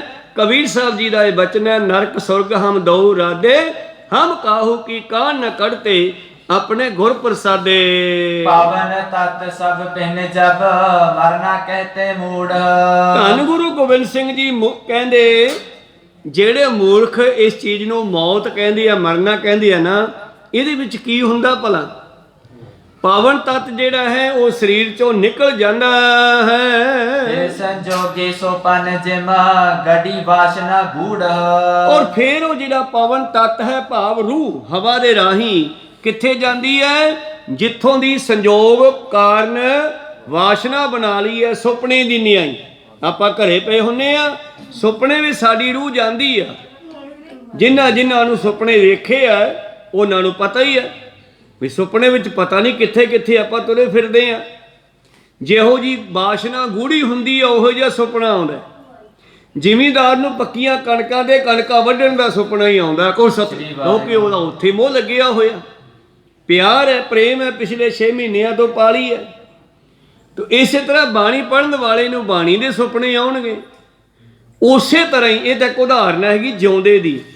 ਮਰਨ ਤੋਂ ਬਾਅਦ ਸੁਪਨੇ ਦੀ ਤਰ੍ਹਾਂ ਹੀ ਸਾਡੀ ਰੂਹ ਨੇ ਜੋ ਫੁਰਨਾ ਚੁੱਕਿਆ, ਮਰਦੇ ਹੋਏ ਅੰਤਕਾਲ ਜੇ ਲక్ష్ਮੀ ਸਿਮਰੇ, ਤੇ ਜਿੱਥੇ ਉਹਦੀ ਵਾਸ਼ਨਾ ਗੂੜੀ ਸੀ, ਬਹੁਤੀ ਗੱਲ ਸੀ, ਬਹੁਤਾ ਮੋਹ ਸੀਗਾ, ਉੱਥੋਂ ਦਾ ਧਿਆਨ ਆ ਗਿਆ।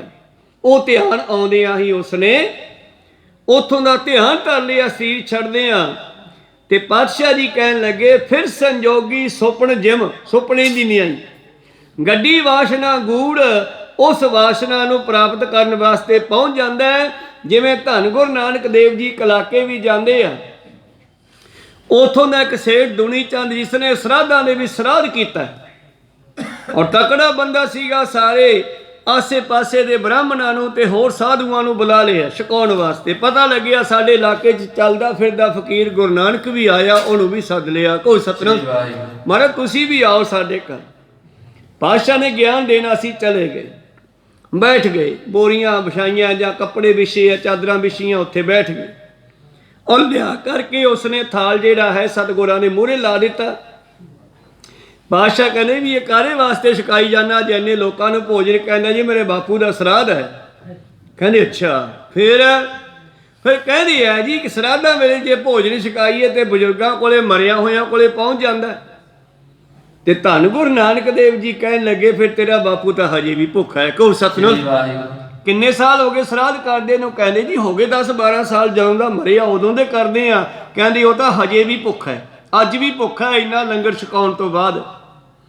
ਦੁਨੀ ਚੰਦ ਦੇ ਕੰਨ ਖੜੇ ਹੋ ਗਏ, ਮਹਾਰਾਜ ਹਜੇ ਵੀ ਭੁੱਖਾ ਹੈ, ਤੁਹਾਨੂੰ ਪਤਾ? ਹਾਂ ਮੈਨੂੰ ਪਤਾ ਤੇਰੇ ਬਾਪੂ ਦਾ ਕਿੱਥੇ ਆ ਉਹ। ਕਹੋ ਸਤਿਨਾਮ। ਮਾਰਾ ਕਿੱਥੇ ਹੈ? ਕਹਿੰਦੀ ਇੱਧਰ ਲੈ ਜਾ ਜੰਗਲਾਂ ਵਾਲੇ ਪਾਸੇ, ਖੇਤਾਂ ਕੰਨੀ, ਅੱਗੇ ਜਾ ਕੇ ਝਾੜੀਆਂ ਦੇ ਵਿੱਚ ਤੈਨੂੰ ਇੱਕ ਸ਼ੇਰ ਬਘਿਆੜ ਜਿਹੜਾ ਬਹੁਤ ਬੁੱਢਾ ਹੋ ਗਿਆ ਤੇ ਡਰੀ ਨਾ, ਤੈਨੂੰ ਕੁਛ ਨਹੀਂ ਕਹੂਗਾ। ਉਹ ਇਹ ਥਾਲੀ ਲਿਜਾ ਕੇ ਉਹਦੇ ਮੂਹਰੇ ਧਰਦੀ ਤੇ ਕਹਿਦੀ ਬਾਪੂ ਰੋਟੀ ਖਾ ਲਾ, ਜਿਵੇਂ ਬਾਹਮਣਾਂ ਨੂੰ ਕਹਿੰਦੇ ਬਾਪੂ ਜੀ ਰੋਟੀ ਖਾਓ, ਤੇ ਨਾਲੇ ਫਿਰ ਖਾ ਕੇ ਫਿਰ ਮੱਥਾ ਟੇਕਦੀ ਹੈ ਪੈਰਾਂ ਤੇ। ਕਹੋ ਸਤਿਨਾਮ। ਗੁਰਮਤਿ ਨੇ ਸਾਨੂੰ ਇਹਨਾਂ ਚੀਜ਼ਾਂ ਤੋਂ ਵਰਜੇ ਹੈ, ਇਹ ਚੀਜ਼ਾਂ ਉੱਥੇ ਨਹੀਂ ਪਹੁੰਚਦੀਆਂ। ਧੰਨ ਗੁਰੂ ਨਾਨਕ ਦੇ ਮਹਾਰਾਜ ਜੀ ਕਹਿਣ ਲੱਗੇ ਜਾ ਕੇ ਕਹਿ ਦੀ ਉਹਨੂੰ ਬਾਪੂ ਰੋਟੀ ਖਾ ਲਾ।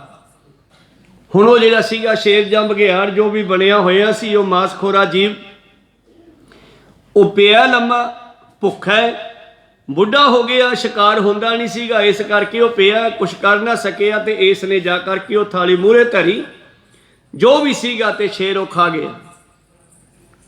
ਜਦੋਂ ਖਾ ਗਿਆ ਤੇ ਕਹਿੰਦੇ ਪਾਤਸ਼ਾਹ ਜੀ ਦੀ ਕਿਰਪਾ ਦ੍ਰਿਸ਼ਟੀ ਪਈ ਸੀ ਭੋਜਨ ਤੇ, ਉਹਦਾ ਸਰੀਰ ਛੁੱਟ ਗਿਆ ਤੇ ਉਹਦੇ ਸਾਹਮਣੇ ਇੱਕ ਦਿਵਿਆ ਰੂਪ ਧਾਰ ਕੇ ਰੂਹ ਖੜੀ ਹੋ ਗਈ। ਹੈਰਾਨ ਹੋ ਗਏ ਆ ਵੀ ਇਹ ਤਾਂ ਮੇਰੇ ਬਾਪੂ ਦਾ ਸਰੂਪ ਹੀ ਆ। ਹੱਥ ਬੰਨ ਕਹਿੰਦਾ ਜੀ ਤੁਸੀਂ ਕਿਵੇਂ? ਕਹਿੰਦੇ ਪੁੱਤਰਾ ਅੱਜ ਮੈਨੂੰ ਸਹੀ ਭੋਜਨ ਪਹੁੰਚੀ ਆ, ਅੱਜ ਮੇਰੀ ਮੁਕਤੀ ਹੋ ਗਈ ਆ। ਤੇ ਬਾਪੂ ਤੂੰ ਬਘਿਆੜ ਕਿਵੇਂ ਬਣ ਗਿਆ? ਕਹਿਣ ਲੱਗਿਆ ਤੈਨੂੰ ਪਤਾ ਪੁੱਤ ਮੈਂ ਮਾਸ ਖਾਂਦਾ ਸੀਗਾ, ਮਾਸ ਖਾਣ ਦੀ ਆਦਤ ਸੀ, ਤੇ ਜਿਸ ਵੇਲੇ ਮੇਰੀ ਮੌਤ ਹੋਣ ਲੱਗੀ ਗਵਾਂਢੀਆਂ ਨੇ ਵੀ ਮਾਸ ਧਰਿਆ ਹੋਇਆ ਸੀ ਤੇ ਮੇਰੇ ਨੱਕ ਨੂੰ ਉਹਦੀ ਵਾਸ਼ਨਾ ਆਈ। ਇੱਥੇ ਵਾਸ਼ਨਾ ਦੀ ਗੱਲ ਹੀ ਹੈ ਨਾ, ਜੀਵ ਆਤਮਾ ਵਾਸ਼ਨਾ ਮੁਤਾਬਕ ਹੀ ਜਾਂਦੀ ਹੈ। ਵਾਸ਼ਨਾ ਮਤਲਬ ਜਿੱਥੋਂ ਦਾ ਫੁਰਨਾ ਖਿਆਲ ਬਣ ਜਾਵੇ। ਕਹੋ ਸਤਿਨਾਮ। ਇਹਨੂੰ ਖੁਸ਼ਬੂ ਆਈ, ਉਸ ਮਾਸ ਦੀ ਬਦਬੂ ਆਈ, ਵਾਸ਼ਨਾ ਆਈ। ਔਰ ਕਹਿਣ ਲੱਗਿਆ ਜਦੋਂ ਹੀ ਮੈਨੂੰ ਵਾਸ਼ਨਾ ਆਈ ਤੇ ਮੇਰੇ ਅੰਦਰ ਵੀ ਫੁਰਨਾ ਬਣਿਆ, ਵੀ ਬੜਾ ਸਵਾਦ ਬਣੀ ਜਾਂਦਾ। ਜੱਜਮੈਂਟ ਹੋ ਗਈ, ਬੜੇ ਮਸਾਲੇ ਮਸੂਲੇ ਪਾਏ ਆ, ਜੇ ਭੋਰਾ ਖਾਣ ਨੂੰ ਮਿਲ ਜਾਂਦਾ। ਸੋਚਿਆ ਹੀ ਸੀਗਾ ਤੇ ਉਧਰੋਂ ਮੌਤ ਹੋ ਗਈ।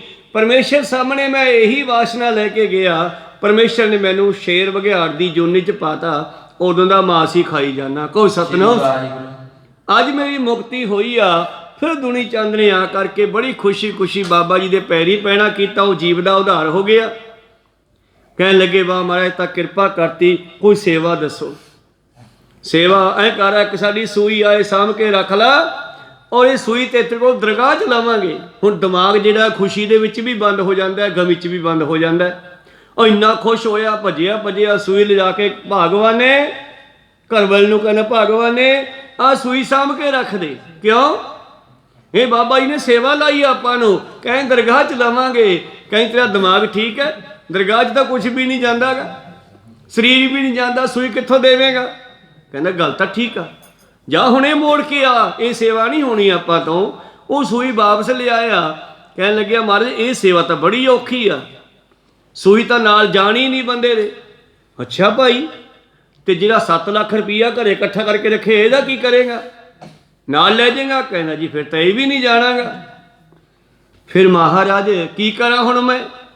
ਅੱਜ ਕੱਲ੍ਹ ਵੀ ਲੋਕ ਵਿਖਾਵਾ ਕਰਦੇ ਆ, ਪੈਸਾ ਆਉਂਦਾ ਵਧੀਆ ਗੱਡੀ ਲੈ ਲੈਂਦੇ ਆ, ਕੱਚਾ ਢਾਹ ਕੇ ਪੱਕਾ ਕੋਠੀ ਹਵੇਲੀ ਮਹਿਲ ਪਾ ਲੈਂਦੇ ਆ, ਜਿੰਨਾ ਕੁ ਪੈਸਾ ਹੁੰਦਾ ਉਹਦੇ ਮੁਤਾਬਕ। ਉਦੋਂ ਵਿਖਾਵਾ ਕਰਦੇ ਸੀ, ਜਿਹੜਾ ਪੈਸੇ ਵਾਲਾ ਬੰਦਾ ਹੁੰਦਾ ਸੀ, ਲੱਖ ਰੁਪਏ ਵਾਲਾ ਇੱਕ ਝੰਡਾ ਕੋਠੇ ਤੇ ਲਾ ਲੈਂਦਾ, 2 ਲੱਖ ਵਾਲਾ 2 ਲਾ ਲੈਂਦਾ। ਇਹਦੇ 7 ਲੱਗੇ ਹੋਏ ਸੀ। ਕਹੋ ਸਤਿਨਾਮ। ਕਹਿੰਦੇ 7 ਲੱਖ ਮਾਇਆ ਦਾ ਕੀ ਕਰੇਗਾ ਤੂੰ? ਕਹਿੰਦਾ ਜੀ ਕੀ ਕਰਾਂ? ਕਹਿੰਦੇ ਉਹ ਲੋੜਵੰਦਾਂ ਗਰੀਬਾਂ ਨੂੰ ਵੰਡਦੇ ਇਸ ਮਾਇਆ ਨੂੰ, ਔਰ ਇਹਦੇ ਬਦਲੇ ਵਿੱਚ ਉਹਨਾਂ ਕੋਲੋਂ ਤੈਨੂੰ ਅਸੀਸਾਂ ਮਿਲਣਗੀਆਂ। ਉਹ ਅਸੀਸਾਂ ਹੀ ਦਰਗਾਹ ਦੇ ਵਿੱਚ ਤੇਰੇ ਸਹਾਈ ਹੋਣਗੀਆਂ।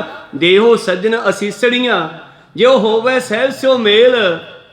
ਤੇ ਜੇ ਭਲਾ ਕੋਈ ਸਾਰੇ ਦੇਸ਼ ਦਾ ਪੈਸਾ ਇਕੱਠਾ ਕਰਕੇ ਇਕੱਲਾ ਹੀ ਹੜੱਪਣਾ ਚਾਹੇ, ਉਹਨੂੰ ਕੀ ਮਿਲੂਗਾ? ਫਿਟਕਾਰਾਂ ਦੀਆਂ ਪੰਡਾਂ, ਜਿਹੜੀਆਂ ਚੱਕ ਕੇ ਸਿਰ ਤੇ ਲਿਜਾਣੀਆਂ ਵੀ ਔਖੀਆਂ ਹੋ ਜਾਣਗੀਆਂ। ਪਾਪੀ ਕੇ ਮਾਰਨੇ ਕੋ ਪਾਪ ਮਹਾਬਲੀ ਹੈ। ਇਹੋ ਜਿਹੇ ਪਾਪੀ ਆਪਦੇ ਪਾਪ ਨਾਲ ਆਪ ਹੀ ਮਰ ਜਾਂਦੇ ਆ ਤੇ ਡੁੱਬ ਜਾਂਦੇ ਨੇ। ਦੇਖੋ ਇਹ ਗੁਰੂ ਸਾਹਿਬ ਜੀ ਦੀਆਂ ਦੱਸੀਆਂ ਹੋਈਆਂ ਸੱਚੀਆਂ ਗੱਲਾਂ, ਲੋਹੇ ਤੇ ਲਕੀਰ ਹੈ। ਮਨੋਬਿਰਤੀਆਂ ਉੱਥੇ ਰੱਖੀਏ। ਪਾਤਸ਼ਾਹ ਜੀ ਕਹਿਣ ਲੱਗੇ ਇਹ ਜੀਵ ਆਤਮਾ ਵਾਸ਼ਨਾ ਦੇ ਮੁਤਾਬਕ ਉੱਥੇ ਚਲੀ ਜਾਂਦੀ ਹੈ ਜਿੱਥੋਂ ਦੀ ਇਹ ਧਿਆਨ ਧਰਦੀ ਹੈ। ਵਾਸਨ ਕੈ ਮਨ ਨਾਸ਼ ਹੈ ਨਿਤ ਅਭਿਆਸ ਵਿਚਾਰ। ਔਰ ਇਸ ਕਰਕੇ ਭਲਿਓ ਇਹ ਵਾਸ਼ਨਾ ਦੇ ਕਾਰਨ ਹੀ ਜਿਹੜਾ ਹੈ ਮਨੁੱਖ ਜੰਮਦਾ ਮਰਦਾ ਰਹਿੰਦਾ ਹੈ। ਔਰ ਇਸ ਵਾਸ਼ਨਾ ਨੂੰ ਖਤਮ ਕੀਤਾ ਜਾਵੇ ਮਾਰੇ ਕਾਹਦੇ ਨਾਲ? ਪਰਮੇਸ਼ਰ ਦੇ ਨਾਮ ਨਾਲ। ਰੋਜ਼ਾਨਾ ਵਾਹਿਗੁਰੂ ਗੁਰਮੰਤਰ ਹੈ ਜਪ। ਹਉਮੈ ਖੋਈ ਭਾਵ ਗਵਾ ਦਿੱਤੀ, ਸਿੱਟ ਦਿੱਤੀ ਪਰੇ। ਇਹ ਵਿਕਾਰਾਂ ਦਾ ਮੁੱਢ ਹੈ। ਇਸ ਤਰ੍ਹਾਂ ਨਾਮ ਦਾ ਅਭਿਆਸ ਕਰਨਾ ਚਾਹੀਏ ਜੀ। ਇਸ ਤੇ ਕਟਿਏ ਜਨਮ ਮਰਨ ਅਪਰ ਉਪਾਵਨਾ ਸਾਰ। ਔਰ ਇਹਦੇ ਨਾਲ ਹੀ ਸਾਡਾ ਜੰਮਣਾ ਮਰਨਾ ਕੱਟਿਆ ਜਾ ਸਕਦਾ ਹੈ। ਹੋਰ ਕੋਈ ਉਪਾਅ ਨਾ ਸਾਰ ਸ਼੍ਰੇਸ਼ਟ ਨਹੀਂ ਹੈ, ਚੱਲਦਾ ਨਹੀਂ ਹੈ। ਨਾਨਕ ਕਹਿ ਕਰ ਕੇਵਲ ਨਾਮ। ਇੱਥੇ ਵੱਧ ਤੋਂ ਵੱਧ ਵਾਹਿਗੁਰੂ ਗੁਰਮੰਤਰ ਹੈ, ਇਹਨੂੰ ਜਪਣ ਤੇ ਜ਼ੋਰ ਦਿੱਤਾ ਜਾਂਦਾ ਹੈ ਤਾਂ ਕਿ ਸਾਡਾ ਅਭਿਆਸ ਬਣ ਜਾਵੇ। ਤੇ ਮਰਦੇ ਮਰਦੇ ਵੀ ਜੇ ਕਹਿ ਦਈਏ ਵਾਹਿਗੁਰੂ ਏਕ ਚੀਤ ਜੇ ਇੱਕ ਛਿਣ ਧਿਆਇਓ ਕਾਲ ਫਸ ਕੇ ਬੀਚ ਨ ਆਇਓ, ਉਹ ਨਿਕਲ ਜਾਂਦਾ ਹੈ। ਵਾਹਿਗੁਰੂ ਵਾਹਿਗੁਰੂ ਵਾਹਿਗੁਰੂ ਵਾਹਿਗੁਰੂ ਵਾਹਿਗੁਰੂ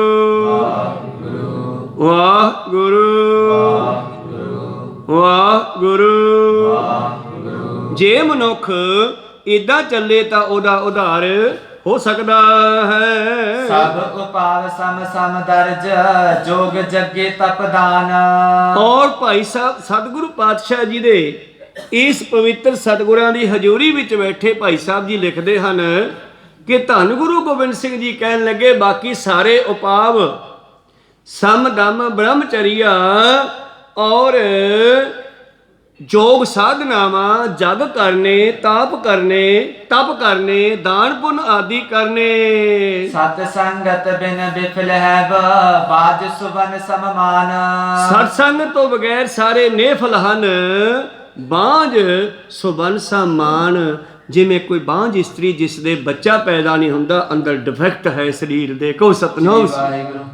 ਨਾਮ ਤੋਂ ਬਗੈਰ ਮਨੁੱਖ ਦਾ ਸਾਰਾ ਕੀਤਾ ਹੋਇਆ ਬਾਂਝਪਣ ਦੀ ਤਰ੍ਹਾਂ ਹੈ। ਭਾਵ ਇਹਦੇ ਅੰਦਰ ਉਸ ਦਾ ਜਿਹੜਾ ਹੈ ਪ੍ਰਾਪਤੀ ਨਹੀਂ ਹੋ ਸਕਦੀ।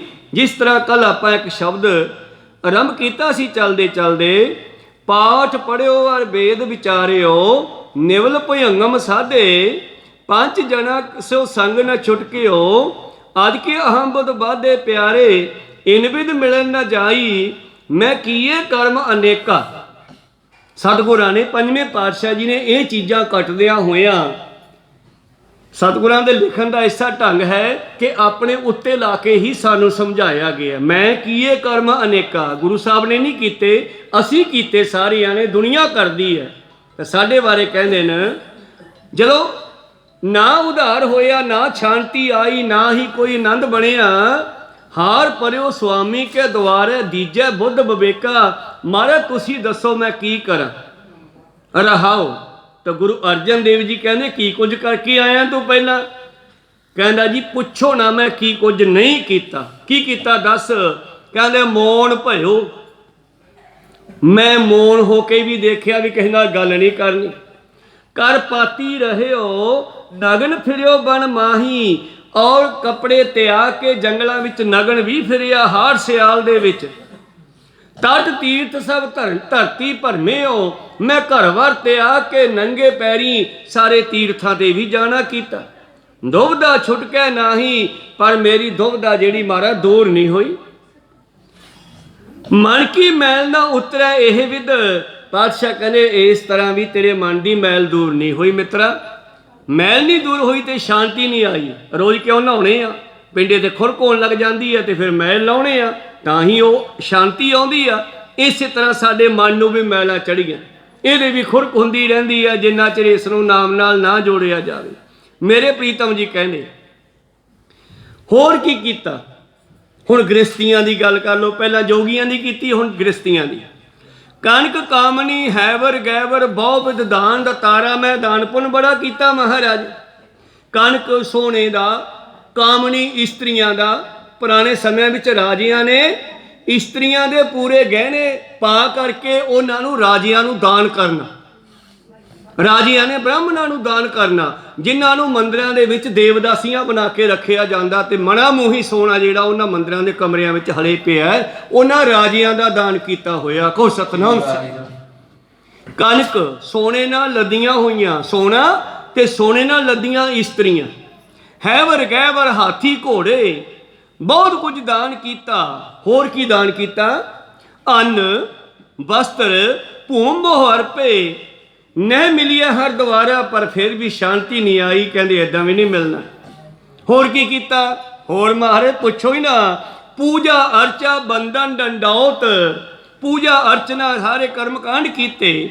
ਲੰਮੇ ਪੈ ਪੈ ਕੇ ਵੀ ਤੀਰਥਾਂ 'ਤੇ ਜਾ ਕੇ ਮੱਥੇ ਟੇਕੇ। ਮੈਂ ਇੱਕ ਵਾਰ ਦੇਖਿਆ, ਇੱਕ ਬੰਦਾ ਕਿਸੇ ਯਾਤਰਾ 'ਤੇ ਜਾ ਰਿਹਾ ਸੀਗਾ, ਉਹ ਖੜਾ ਹੁੰਦਾ ਔਰ ਫਿਰ ਲੰਮਾ ਪੈ ਜਾਂਦਾ, ਫਿਰ ਉੱਥੇ ਲਖੀਰ ਮਾਰਦਾ, ਫਿਰ ਉੱਠ ਕੇ ਉਹ ਲਖੀਰ 'ਤੇ ਖੜਾ ਹੋ ਕੇ ਫਿਰ ਲੰਮਾ ਪੈ ਕੇ ਲਖੀਰ ਮਾਰਦਾ। ਪਤਾ ਨਹੀਂ ਕਿੰਨੇ ਚਿਰ 'ਚ ਉਹ ਆਪਦੀ ਯਾਤਰਾ 'ਤੇ ਪਹੁੰਚਿਆ ਹੋਊਗਾ। ਇਹ ਡੰਡੌਤ ਬੰਦਨਾ ਕਰਦਾ ਕਰਦਾ। ਕੋ ਸਤਨਾਮ। ਪਾਤਸ਼ਾਹ ਜੀ ਕਹਿੰਦੇ ਜੋਗ ਸਿੱਧੀ ਆਸਨ 84 ਇਹ ਵੀ ਕਰ ਕਰ ਰਹੇ ਆ। ਪੂਜਾ ਅਰਚਾ ਡੰਡੌਤ ਬੰਦਨਾ ਖਟ ਕਰਮਾ ਰਤ ਰਹਿਤਾ। ਮੈਂ ਕਰਦਾ, ਬਸ ਇਸ ਮੈਂ ਨੇ ਫੇਰ ਫਸਾ ਲਿਆ। ਹਾਂ ਹਾਂ ਮੈਂ ਕਰਦਾ ਇਉਂ ਮੈਂ ਕਰਦਿਆਂ ਹਾਂ ਹਾਂ ਕਰਤ ਬੰਧਨ ਮੈਂ ਭਰਿਆ। ਨਹਿ ਮਿਲੀਏ ਇਹ ਜੁਗਤਾ। ਹੋਰ ਕੀ ਕੀਤਾ? ਹੁਣ ਜੋਗੀਆਂ ਕੰਨੀ ਆ ਜਾਓ। ਜੋਗ ਸਿੱਧੀ ਆਸਨ 84 ਜੋਗ ਸਾਧਨਾਵਾਂ ਕੀਤੀਆਂ।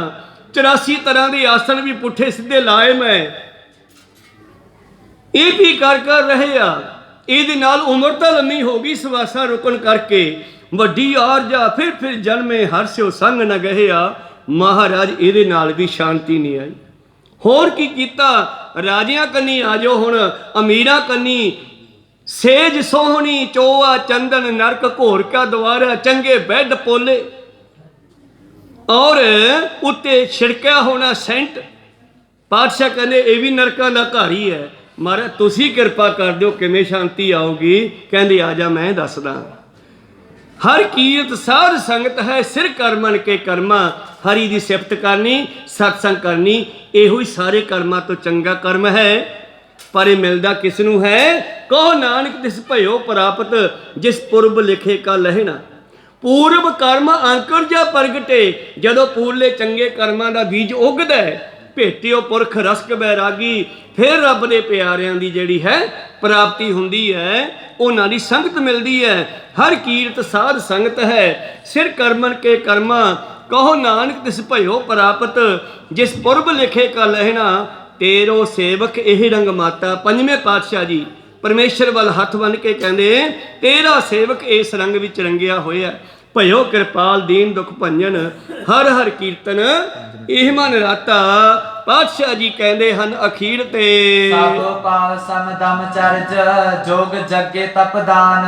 ਸਾਰਾ ਕੁਝ ਸ਼ਬਦ ਵਾਲਾ ਇੱਥੇ 10ਵੇਂ ਪਾਤਸ਼ਾਹ ਜੀ ਨੇ 2 ਪੰਕਤੀਆਂ ਵਿੱਚ ਹੀ ਕੱਟ ਦਿੱਤਾ ਹੈ। ਕਹਿੰਦੇ ਸਾਰੇ ਉਪਾਅ ਸਮਦਮ ਅਚਰਜੀਆ ਬ੍ਰਹਮਚਰੀਆ ਜੋਗ ਸਾਧਨਾਵਾਂ ਜਗ ਕਰਨੇ ਤਪ ਕਰਨੇ ਦਾਨ ਕਰਨੇ ਆਦਿ ਸਭ ਨੇ ਫਲ ਹਨ ਜੇ। ਸਤ ਸੰਗਤ ਬਿਨ ਬਿਫਲ ਹੈਵ ਬਾਜ ਸੁਬਨ ਸਮਮਾਨ। ਤਾਂ ਜਿਸ ਤਰ੍ਹਾਂ ਕੋਈ ਪੁੱਤਰ ਤੋਂ ਬਗੈਰ ਇਸਤਰੀ ਹੋਵੇ, ਜਿਵੇਂ ਸ਼ਾਦੀ ਉਦੋਂ ਸੰਪੂਰਨ ਹੁੰਦੀ ਹੈ ਜਦੋਂ ਘਰ ਵਿੱਚ ਬੱਚਾ ਪੈਦਾ ਹੋ ਜਾਵੇ। ਕੋਈ ਸਤਨਾਮ।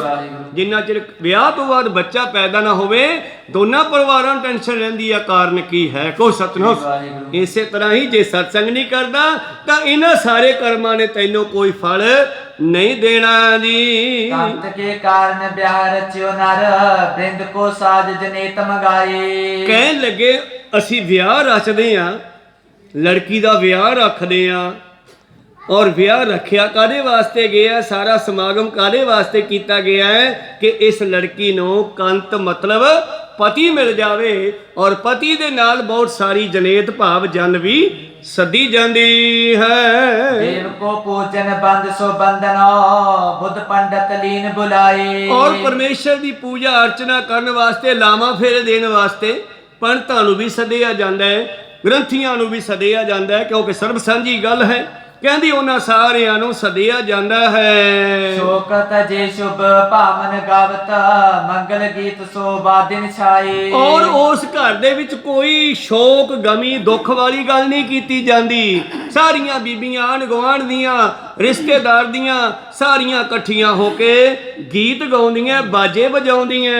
ਐਸੀ ਸਾਧਨਾਤਮ ਕਾਰਨ ਨਾਹਿ ਲਖਿਓ ਤੈ ਕੌਣ ਸਹਾਈ। ਜੇ ਉਸ ਵਿਆਹ ਦੇ ਵਿੱਚ ਲਾੜਾ ਨਾ ਆਵੇ, ਜਨ ਵੀ ਆ ਜੇ, ਵਿਆਹ ਵੀ ਕੀਤਾ ਜਾਵੇ, ਗੀਤ ਵੀ ਗਾਏ ਜਾਣ, ਕੱਪੜੇ ਵੀ ਸਿਉਂਤੇ ਜਾਣ, ਗਹਿਣੇ ਵੀ ਬਣਾਏ ਜਾਣ, ਸਾਰਾ ਕੁਝ ਕੀਤਾ ਜਾਵੇ, ਜੇ ਲਾੜਾ ਨਾ ਆਇਆ ਤੇ ਫਿਰ ਸਾਰਾ ਕੁਝ ਨੇਫਲ ਹੋ ਗਿਆ। ਕੋ ਸਤਿਨਾਮ। ਇਸੇ ਤਰ੍ਹਾਂ ਹੀ ਤੈਸੇ ਹੀ ਇਹ ਸਾਧਨ ਜਿੰਨੇ ਵੀ ਅਸੀਂ ਕਰਦੇ ਹਾਂ, ਸੇਵਾ ਕਰਨੀ, ਝਾੜੂ ਮਾਰਨਾ, ਗੁਰੂ ਘਰ ਆ ਕੇ ਮੱਥਾ ਟੇਕਣਾ, ਜਾਂ ਉਧਰਲੇ ਪਾਸੇ ਜੋਗੀਆਂ ਦੀ ਯੋਗ ਸਾਧਨਾ, ਜਾਂ ਮੰਦਰਾਂ ਵਿੱਚ ਪੰਡਤਾਂ ਦੀ ਪੂਜਾ, ਇਹ ਸਾਰਿਆਂ ਦੇ ਕਾਰਨ ਦਾ ਕਾਰਨ ਕੀ ਹੈ? ਆਤਮਾ ਪਰਮਾਤਮਾ ਨਾਲ ਮਿਲ ਜਾਵੇ। ਜੇ ਨਹੀਂ ਮਿਲਦੀ, ਨਹੀਂ ਪਰਮੇਸ਼ਰ ਨਾਲ ਪਿਆਰ ਪਿਆ, ਫਿਰ ਸਭ ਕੁਝ ਨੇਫਲ ਹੈ। ਤੈਸੇ ਹੀ ਸਾਧਨ ਆਤਮ ਕਾਰਨ ਨ ਲਖਿਓ ਤੈ ਕੌਣ ਸਹਾਈ। ਤਾਂ ਫਿਰ ਇਸ ਆਤਮਾ ਦੀ ਮਦਦ ਕੌਣ ਕਰੇਗਾ ਔਖੇ ਸਮੇਂ, ਜਦ ਕੱਲ ਸਮਾਂ ਆਵੇਗਾ ਜਦੋਂ ਇਹ ਆਤਮਾ ਪਰਮੇਸ਼ਰ ਨਾਲ ਨਹੀਂ ਜੁੜੀ ਜੀ। ਦੋਹਰਾ ਭਲੋ ਜਨਮ ਪਲ ਕੁਲ ਨਗਰ ਭਲੋ ਗੁਣੀ ਸੋ ਕਬ।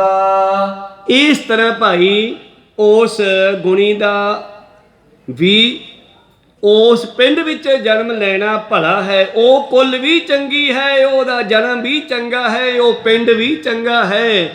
ਜਿਸ ਪਿੰਡ ਦੇ ਵਿੱਚ ਗੁਣੀ ਜਾਂ ਪਰਮੇਸ਼ਰ ਦੇ ਪਿਆਰੇ ਜਨਮ ਲੈਂਦੇ ਹਨ। ਸਮਝ ਆਪ ਜਗ ਜਾਲ ਬਚ ਏਕ ਮੇਕ ਲਖ ਰੱਬ। ਜਿਸ ਨੇ ਆਪਣੇ ਆਪ ਨੂੰ ਜਾਣ ਲਿਆ, ਆਪਣੇ ਆਪ ਨੂੰ ਸਮਝ ਲਿਆ, ਸਾਰਿਆਂ ਵਿੱਚ ਪਰਮੇਸ਼ਰ ਨੂੰ ਜਾਣਨਾ ਕੀਤਾ ਹੈ। ਹੋਰ ਕੀ ਵਿਚਾਰਾਂ ਚੱਲਦੀਆਂ ਇਸ ਵਿਸ਼ੇ ਤੇ 10ਵੇਂ ਪਾਤਸ਼ਾਹ ਜੀ ਹੋਰ ਕੀ ਬਖਸ਼ਿਸ਼ ਕਰਦੇ ਨੇ, ਇਹ ਆਪਾਂ ਕੱਲ ਦੇ ਦੀਵਾਨਾਂ ਵਿੱਚ ਸਰਵਣ ਕਰਾਂਗੇ। ਹੁਣ ਸਮਾਂ ਸਮਾਪਤੀ ਤੇ ਆ, ਸਮਾਪਤੀ ਕਰੀਏ ਜੀ। हे अच्युत हे पार ब्रह्म अविनाशी अविनाश। हे पूरन हे सर्व में दुख पंजन गुणतास। हे संगी हे निरंकार हे निर्गुण सब टेक। हे गोविंद हे गुण निधान जाके सदा विवेक। हे अपरंपर हर हरे हो बनहार। हे संत कै सदा संग निधारा आधार। हे ठाकुर हों दासरो मैं निर्गुण गुण नहीं कोई। नानक दीजै नाम दान राखो ये परोए। आए प्रभ शरणागति कृपा नित दयाल। एक अखर हर मन बसत नानक होत निहाल। एक ओंकार सतगुरु ते प्रसाद सच होए। वाहिगुरु जी की फतेह विघ्न है, विनाशन सोए। वाहिगुरु जी की फतेह विघ्न है। विनाशन सोए। वाहिगुरु जी का खालसा, वाहिगुरु जी की फतेह।